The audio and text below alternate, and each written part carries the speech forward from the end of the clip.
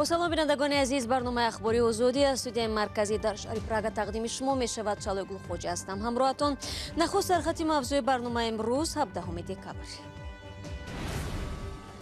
در حالی که پرزیدنت روسیه تا ماه ایون سال آینده قرارش را برای دادن امتیاز دراز کرد، گردندگان روس میگویند در شرایط نارسایی کارگر ارزش کاری مهاجران 100% بالا رفت. نرخ نیروی کاری به دلیل کمبود آن 2 برابر قریب 100% بالا رفته است. زن تاجیک قصه میکند با شرافت داماد مهاجرش روزگارش را در تاجیکستان پیش میبرد. همون کرانتین سال میستیم که کاری که ویشه باید چیکار میکنیم اکا 3 ساله از ماه ینور ورودی تاکسی های مسافر بر از مناطق شرقی و جنوبی تاجیکستان به دوشنبه منع می شود. در پیشروی روز جهانی مهاجران که فردا جشن گرفته می شود، ولادیمیر پوتین قرار دادن سبکی در زمان پاندمی را تا ماه ایون سال آینده دراز کرد. مهلت قرار مذکور که تا این دم 2 بار دیگر تمدید یافت تا 15 دکبر پیش بینی شده بود. به همین ترتیب مهاجرانی که کار نمی کنند تا تابستان سال آینده به گرفتن پتنت نیاز ندارند.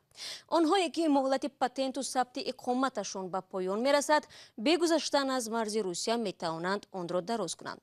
قرار زیرین در شرایط تمدید گردید که روسیه چند ماه به این طرف با کمبود نیروی کاری در ساختمان ها مواجه است.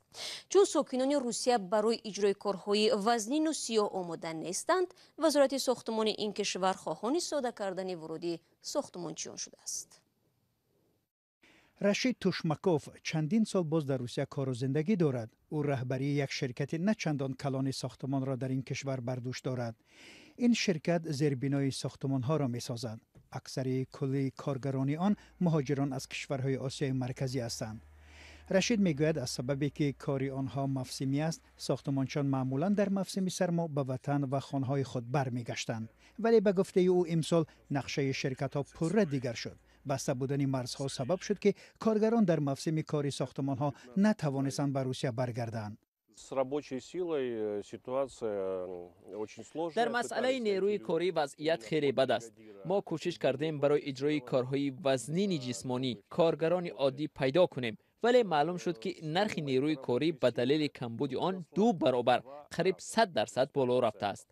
خوشبختانه برای ما یکی از گروه‌های کاری ما زمستان اینجا ماندند. محض با کمک آنها ما توانستیم این موسم کار را پیش بریم. با اطلاع کمیته ساختمان روسیه، شرکت‌های بزرگ ساختمانی هم از نبود کارگران ضربه دیدند. از 77 شرکت ساختمانی 50 تای آن مشکل کمبود نیروی کاری دارد. قبلا این جایها را مهاجران پر کرده بودند. وضعیت وزارت ساختمان و خدمات کامونالی روسیه را وادار کرد که خواستار سبک کردن ورود مهاجران به روسیه شود. در خدمات مطبوعات وزارت ساختمان گفتند ورود کارگران به قلمرو روسیه تنها به کارخانه‌های اجازه داده خواهد شد که رعایت معیارهای بهداشت را کفالت بدهند. پیشنهاد شده است شهروندان خارجی قبل از ورود به روسیه نتیجه منفی تشخیص کرونا ویروس را با خود داشته باشند. مؤسسه پایگاه میگرانت یا مهاجر باترجان شرماتوف میگوید این اقدام بهترین است، زیرا به گفته او به آنها همه روزه کارفرمایان روس برای دریافت کارگر مراجعت میکنند. به گفته او بسته بودن راه بازگشت برای مهاجران نه تنها بر ضرر ساحه ساختمان بلکه بخش‌های دیگری هم است که در آن قسم اصلی کارگران را مهاجران تشکیل می‌دادند. یک دوره بود که مهاجران گروه به وطن و خانه های خود برمیگشتند، زیرا نمیدانستند در صورتی به کرونا ویروس مبتلا شدن در روسیه چی کار خواهند کرد. میترسیدند. حالا برعکس شده است. همه میخواهند برگردند، به ما هم زیاد مراجعت میکنند. بنابراین این اقدام خیلی خوب و سری وقتی است. واقعا در همه بخش ها کارگر نمیرسد. وزارت ساختمان روسیه میگوید پیشنهاد آسان کردن ورود مهاجران ساختمانچی به روسیه با نهادهای مثل وزارت کارهای داخله و راسپاتربنادزور موافقه شده. حالا این درخواست به حکومت روسیه ارسال شده است. طبری معلوم پاندمی کووید 19 امسال هزاران مهاجران توجیک را بیکار کرد و آنها به وطن برگشتند. حالا دقیق نیست که آنها دوباره امکان سفر به روسیه را پیدا میکنند، زیرا مرزها بسته باقی میمونند. در همین حال گروهی از مهاجران نوابسته به شرایط سنگین غریبی به قول سرشان را در روسیه سخت کرده و امسال همانجا ماندند تا زندگی نزدیکانشان را در تاجیکستان بچرخانند. به مثل قهرمان گزارشی ما محمود جان رحمتزاده و مومین احمدی که میگوید درد جدایی از زن و فرزند جانگداز است، ولی تحمل دستنگری آنها از این هم برایش سخت‌تر می بود.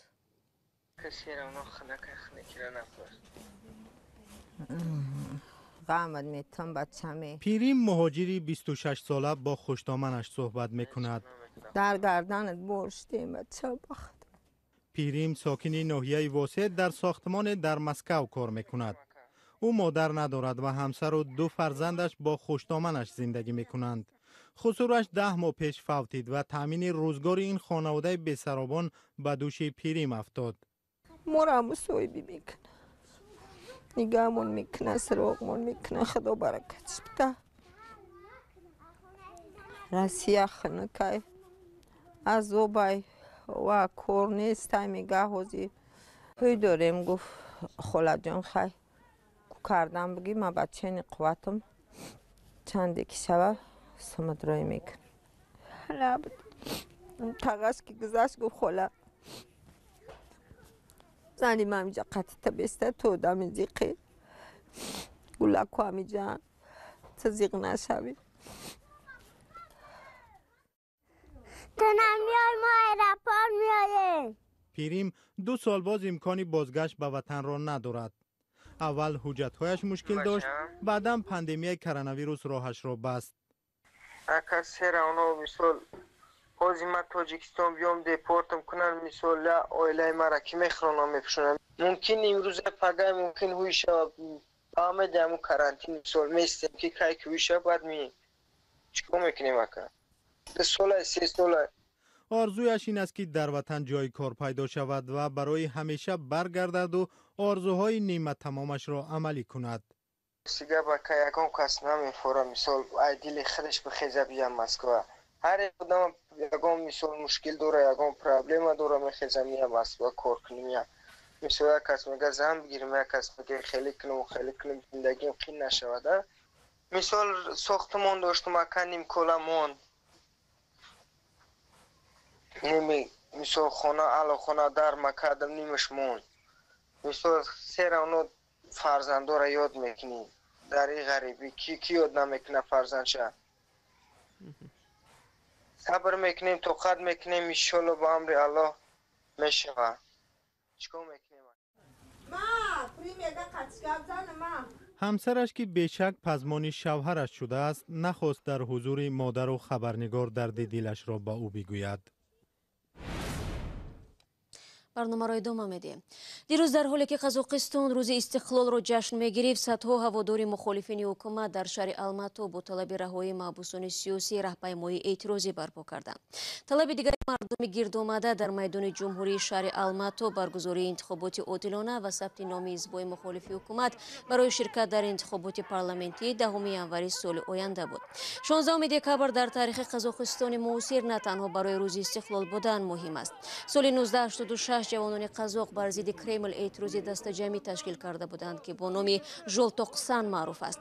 16 دکبر سال 2011 مقامات قزاقستان در شهر ژناوزن به طرف کارگران اعتراضگر آتش گشوده کمش 14 نفر را به قتل رساندند.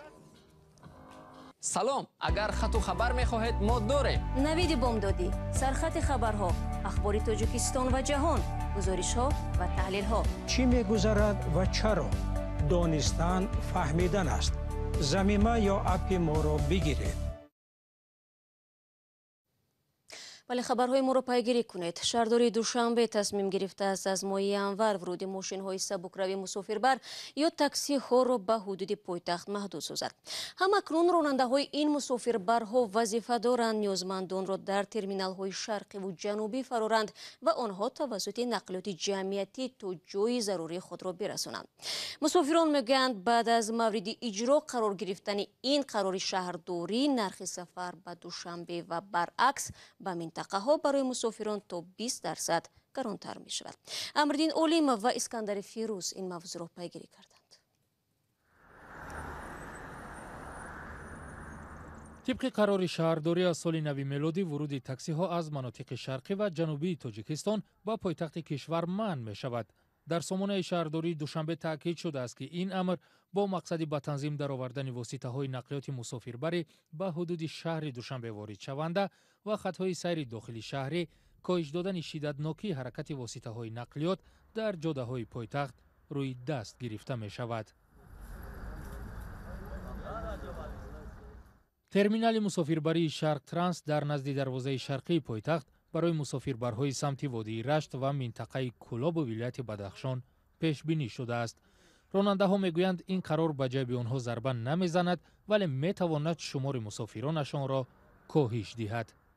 ما против نیستیم، مثال مقابل قرار نیستیم. ما просто پاساژیرایی که میشینند در ماشین ما میگن که ما را توبه بر автоцентри خونه بودگی را айш дасти ва ё мисол бисёрш баъд претензия мекунад намешинад мега ки мисол мо то корвон мерем. то ҳол таксиҳои самти вилояти мухтори кӯҳистони бадахшон дар автокалонаи мавсум ба 29-27 ҷамъ мешаванд. аз ин ҷо мусофир мегиранд ва ба роҳ мебароянд. мусофирони самти бадахшон маъмулан бо бору амволи зиёд ба сафар мебароянд. ایره یک تاکسی زکات میکنی 120 سومون میگیره تا 9 کیلومتر ممکن با اینجا باز 300 سوم در سوار میشی تو پامیری چند سوم میشد 350 سومون در کار با میخری 550 سومون در کار یک رفتن در حاضر 350 سوم قد میره باری کلام باشد باری کم باشد. نقلیات مسافربر از ناحیه رودکی و ولایت ختلان توسط دروازه جنوبی با جایگیرشوی آنها در ترمینال مسافربری تاجیک ترانس معین کرده شده است.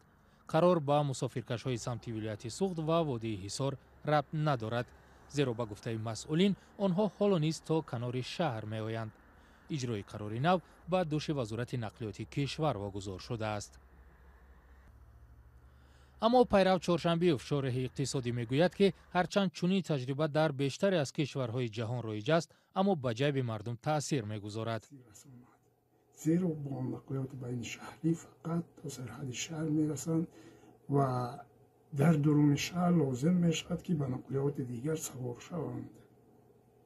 این البته خراجات زیادتر طلب میکند، لیکن اگر از طرف حکومت دارم این طرف مسئله تنظیم خوب شود، یعنی پس نمودن نرخ راهپولی نقلیات بین شهری تا درجه با نظر داشتن که مسافه تعیین نموده اون نقلیات کمتر میگردد.